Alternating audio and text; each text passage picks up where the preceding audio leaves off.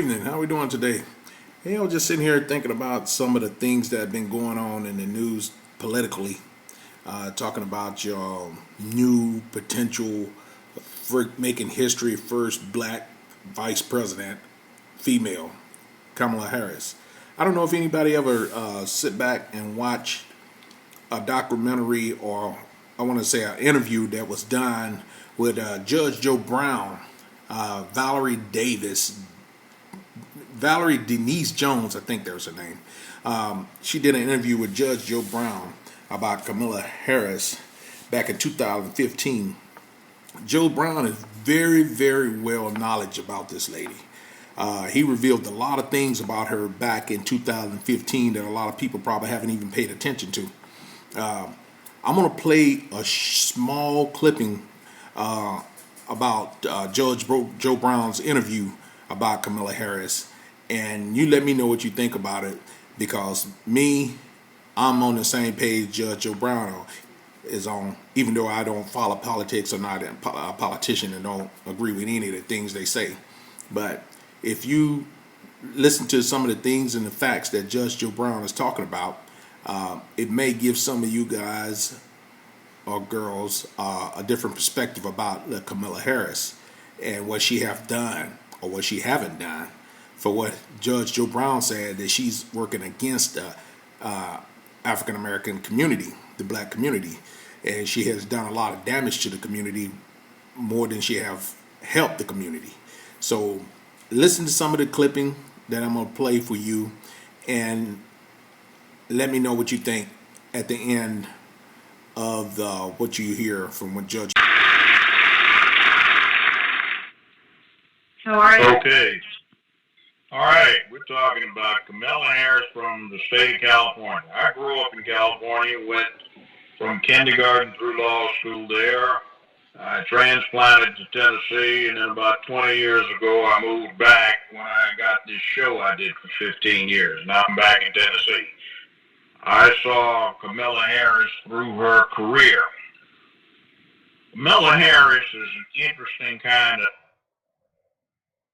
of animal. She's a chameleon. She changes her color based on the background she finds herself set against. But I'd like to call attention to something that is exemplary of what you might expect.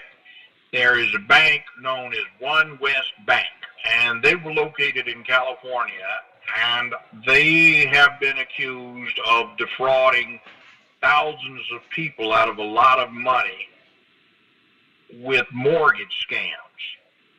Now, the CEO of One West was an individual named Stephen Munchin.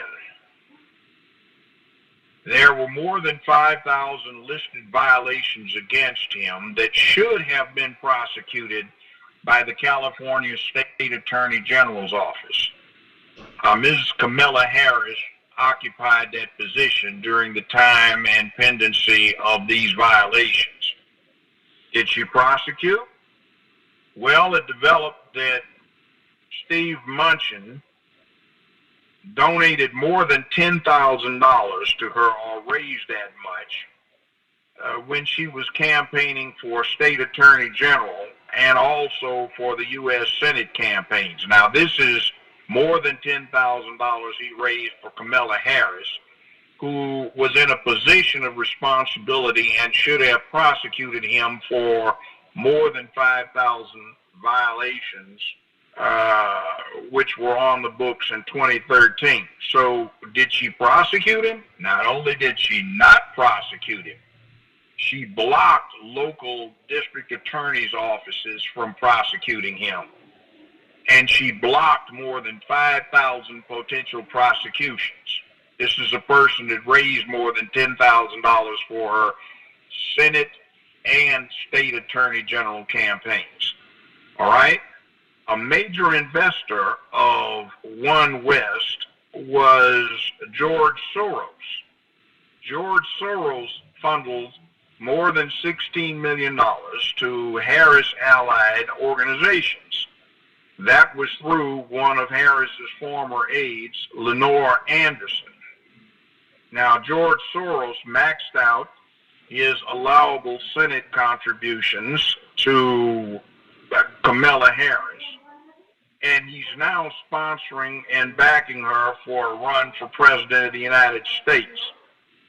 Now, when you get into analyzing it, it looks like outright corruption, and this is a person that is running for president. That is not good. When she was still in her 20s, Willie Brown, a mayor of some questioned repute of San Francisco, was a long married man, but his acknowledged mistress was Kamala Harris. And through her sexual liaison, alleged sexual liaison with, I'll say alleged since I'm a judge, or retired one anyway, with Willie Brown, she got her first governmental position when he got her an appointment as a commissioner of sorts. And her track record is filled with these interesting liaisons, and it's surprising, according to some people, that she hasn't basically squawked about a hashtag Me Too situation of getting used sexually in return for promises of career advancement, but one might accuse her of being a gold digger and taking advantage of what sometimes can be done for her own advancement. In other words, she's not a hashtag Me Tooer because she was successful in getting what she wanted. She is another one of these people who, like Barack Obama, really has no black American connection.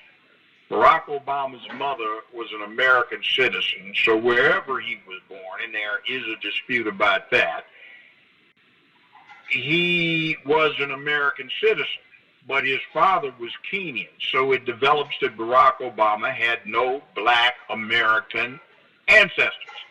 There was nobody who went through segregation, nobody who went through Jim Crow, nobody who went through Reconstruction, nobody who went through a period of slavery in his family. And that is the same situation with Kamala Harris.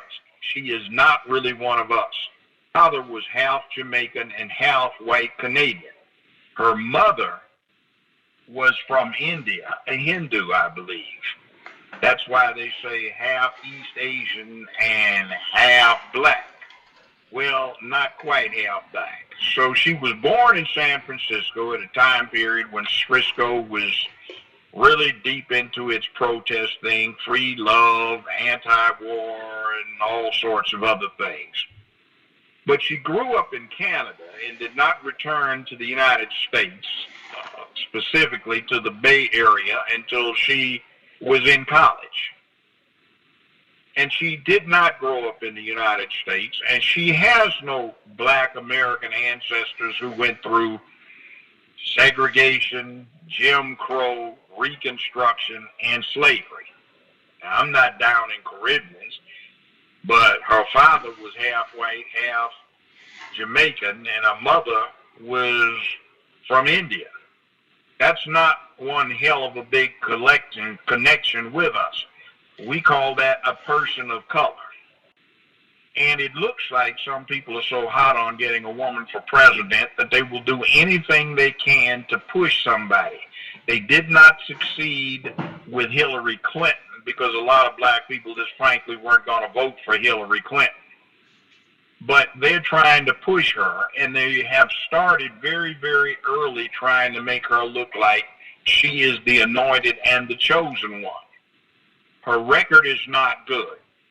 She has had ample opportunities, approaching 50 years of age, to have done a lot for black people. I will tell you, as someone who has been in the criminal justice system for almost as long as she's been alive, you have a lot of opportunities when you are a district attorney general. You have a lot of opportunities when you are the attorney general for the state of California. She took none of those opportunities to do anything to advance black causes, and as a matter of fact, took more time prancing around in police raid jackets and bragging about how tough she was on crime, meaning how many blacks she had locked up. She lamented that some of the illegal alien mothers have been separated from their children. We're talking maybe 1,200 people here. But she personally saw to it that 7 or 8 times as many black children were separated from some 3,000 or so black mothers who she prosecuted under a truancy thing that she started in the Bay Area. If your child, I believe the circumstances were, if your child was truant for 4 or more occasions, you could be arrested. And there was one case involving a woman where she had actually dropped her son off at school, watched him walk into the school, and then the knucklehead looked out the window and saw her drive off, and then he ditched. Well, he'd done this 4 or so times, so she wound up spending several months in jail. She was a widow, and our children went without her for several months while she was locked up. But see, that's okay when it's us. But then we have a campaign going on, so now she's supposed to be our friend. She was not our friend when she was an assistant DA in terms of the offers she had, and has got, in light of today's view on legalizing marijuana, she was notorious for how difficult she was with black defendants and simple possession. With white ones, she gave them a whole lot of slack, but not black ones. So you looked at this situation where she made her announcement as a candidate for president, or at least for the nomination by the Democratic Party. And there were some very wide differences on the crowd estimates, but if you look at the pictures of the crowd, all are in agreement that 5 or 6% only of the crowd was black, and this was in Oakland. Okay, now we're back. What do you think about that? I mean, was Judge Joe Brown hitting it dead on the head? Or, Judge Joe Brown, he always keep it 100, He's always been one of my favorite judges to listen, watch, and laugh at. So, what do you think? I mean, you think he's telling the truth about her, or he has a personal vendetta against her, or what do you think? Let me know in the comment section. Until then, I'm out.